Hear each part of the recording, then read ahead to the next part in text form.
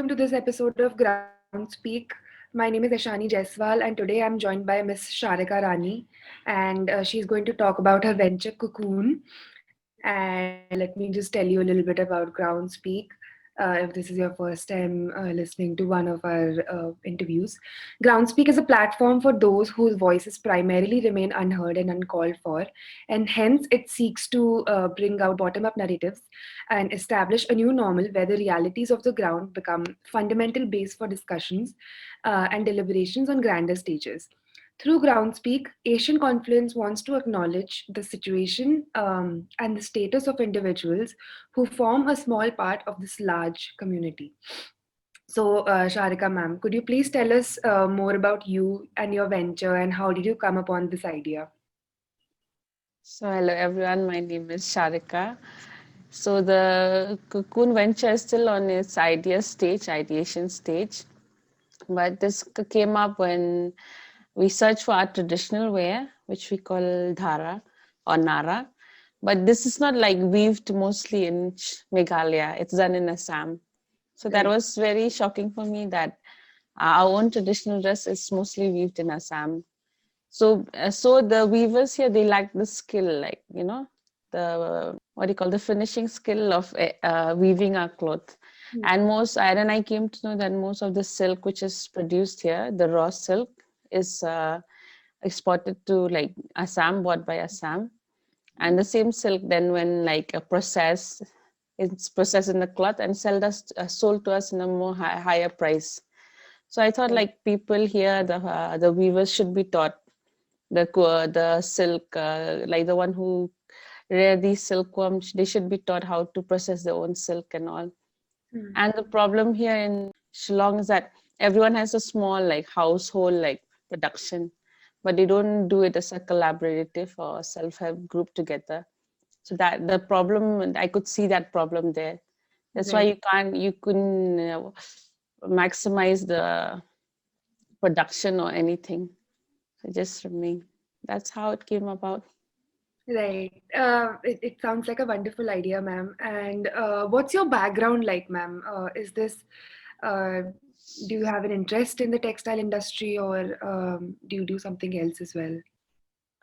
So after I finished my MBA, so I always wanted to do fashion, worked in fashion industries, but my mother, like, she was like, no, no, no, you've been like out for long, so come back home. So I came back, and after doing multiple jobs, I joined the government sector. So I work with the education department for one central scheme. So Oh, I look that's after the state vocational education scheme for secondary level students. right. So from there, I saw like I did had the skill. Like I discovered that I could manage, lead, look after a project. Then that self confidence came in. Like, okay, maybe if I could start something at the state level, maybe as a group I could lead like this business somewhere. Right. So So, that's up till this point, the people that I have personally interviewed for Groundspeak, they've all either began their business or have been doing their business for the past couple of years. So, you're probably going to be able to offer us a unique perspective on um, what it's like to like currently try to get a business off ground in the Mhm. Northeast. So, how would you describe like the current scenario of business in the Northeast where you're based out of?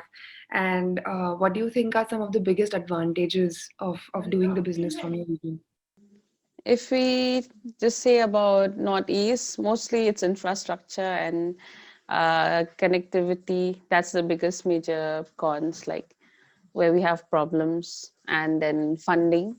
Either you have to have personal funding, and banks won't, I think compared to the rest of India, like startups do get funding and they have corporates or to fund them like individual. But here it's a Right. bit difficult. But the unique So, perspective is like if you show people the vision, especially with villagers, it's easier to work.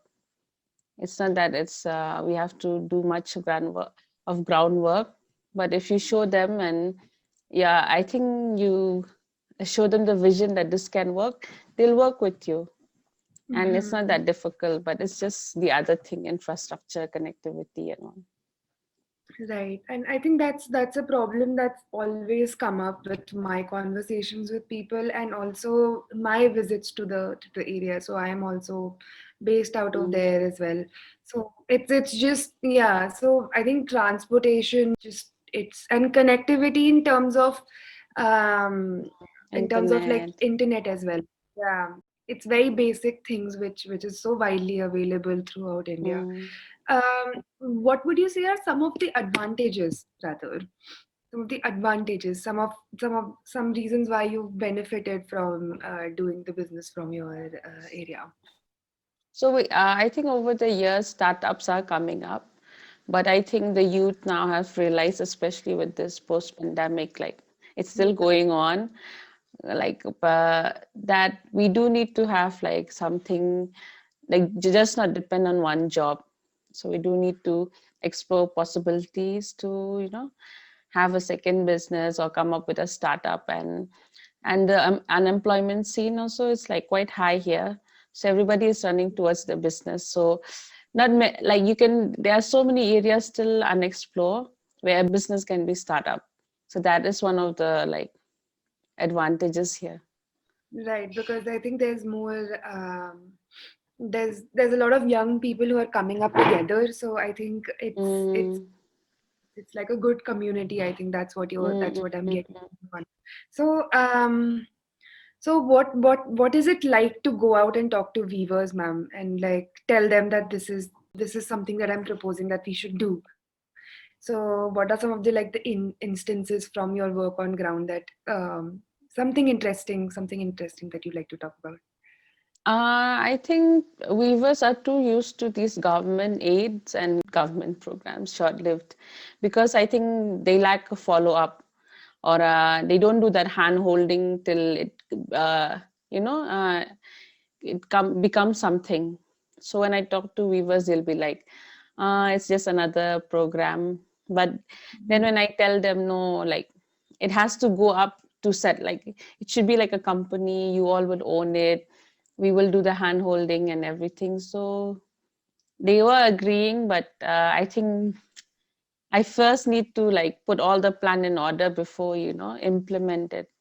Because Right, once we start, we cannot like just give up halfway. So definitely. that, yeah.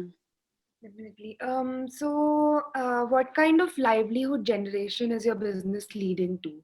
So, I mean, are you going to like employ a lot of women in your organization? What does the employment model look like? So mostly it will be like we have to study the market not just in India but outside.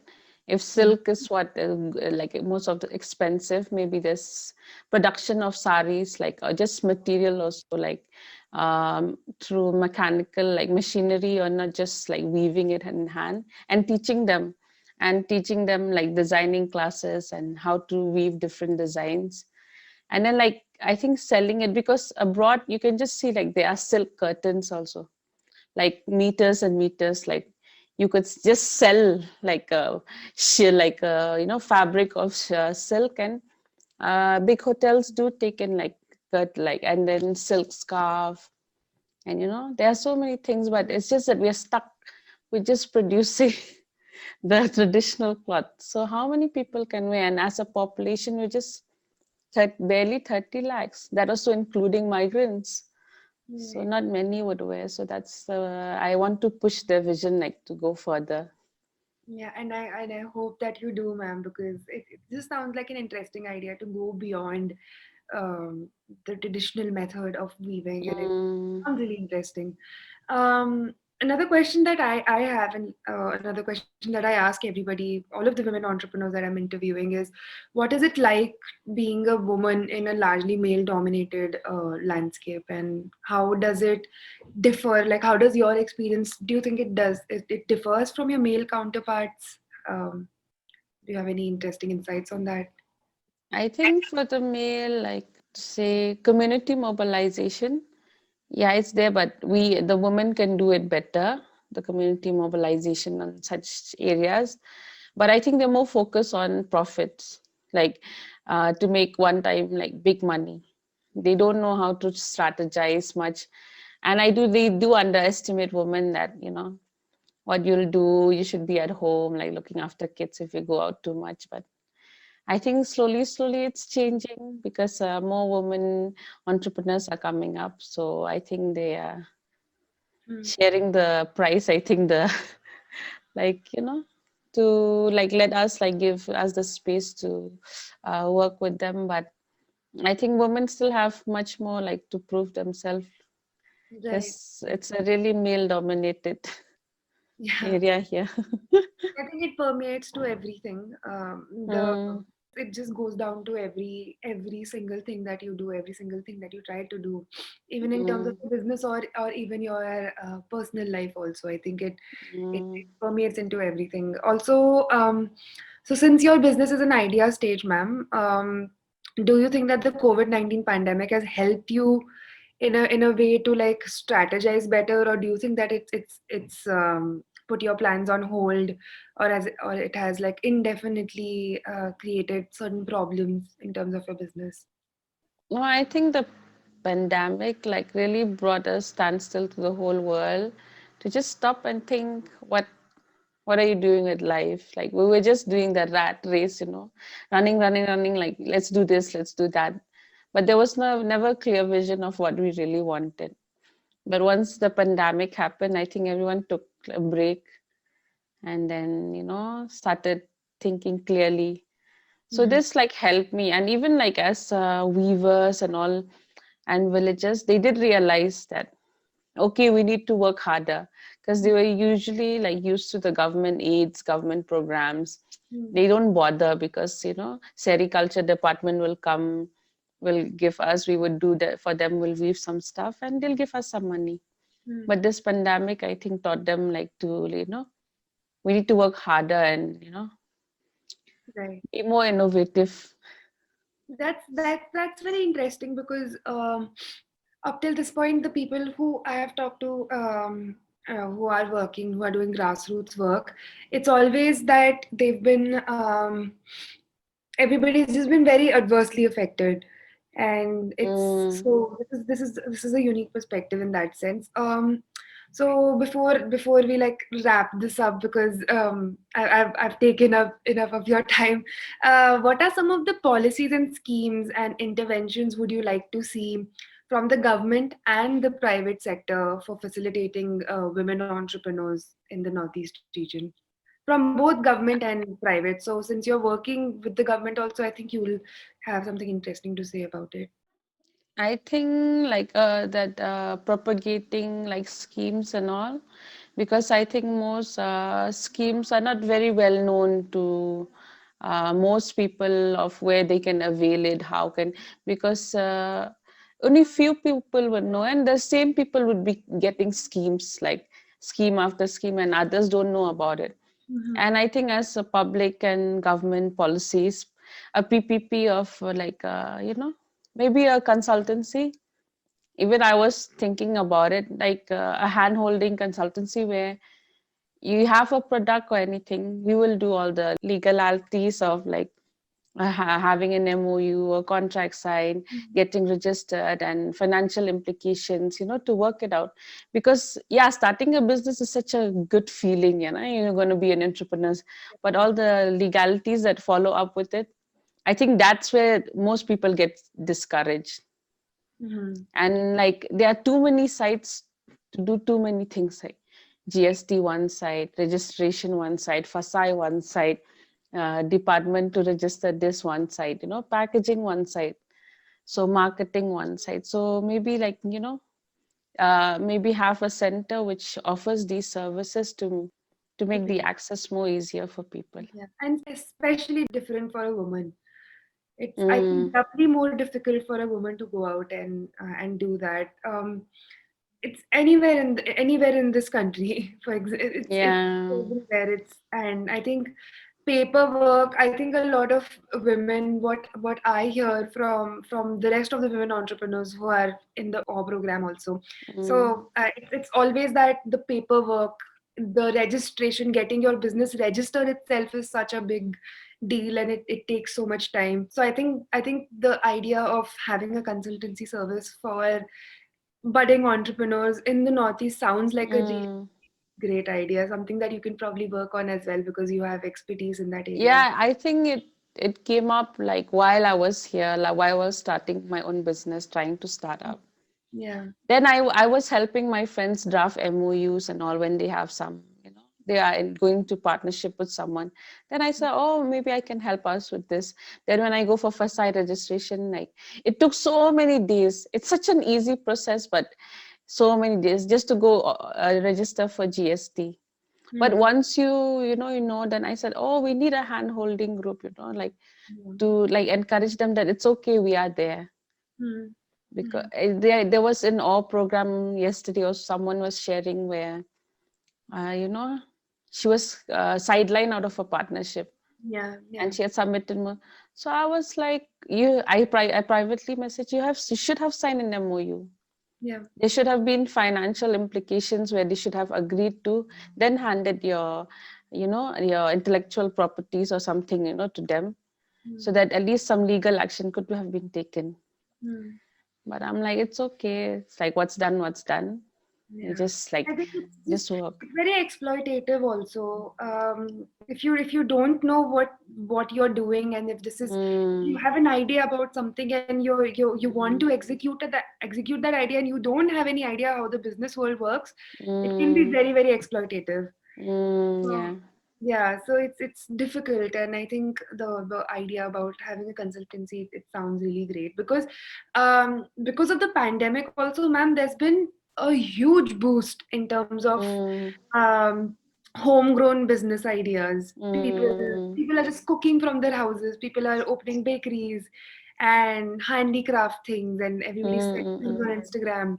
So it's really very steadily coming up now. So that's also a thing. Yeah. Like even if we have now, but I have seen some of in Kolkata somewhere they do this recycling of old clothes, like upcycle, old Yeah. clothes and all. Thrifting. Yeah. Yeah. So like sustainable business also, like, by like eco-friendly sustainable business also should Mhm. be like, encouraged and all. So Definitely. I think that also. Yeah, there's one person in the OR program who actually owns a thrift store. She's doing it from Manipur, and she's also upcycling. Mm, So there's one person in the, yeah, upcycling. yeah, she's doing that. So maybe you guys can get in touch with each other and see how. I saw these Instagrammers, YouTubers in South Korea. There was a designer who upcycled old cars like material. So from the airbag, from the car seat cover, they made an overall, a jumpsuit. It was so nice. From the leather, they made bags and pockets. Yeah. So I'm like, okay, we could take it there. Like it's just that no one did it here Yeah, yet. it's about creativity, and I think the Mm, pandemic has given certain people who have been safe, given them an opportunity to try and explore these things as well. So I just hope that it's not exploitative when they try to grow it as a mm, business. mm, mm, mm. That's just always there. Yes. So, thank you so much for being a part of this interview, ma'am. And before we leave, would you like to say anything else? Talk about anything else? Thank you for inviting me, first of all. And I think if you have a business, you will get to the boring part, but just don't give up on it. you Exactly. know? So there was a saying in one that when you're in a sea, don't drink the sea water if you're thirsty. Just wait for the rain. Then all your thirst will be quenched. So just wait in there, hang in there. A waiting game for sure. Thank you so Yeah. much for being with us, ma'am. And Asian Thank you Confluence so much. is proud to be associated with you. Thank you so Thank much. you.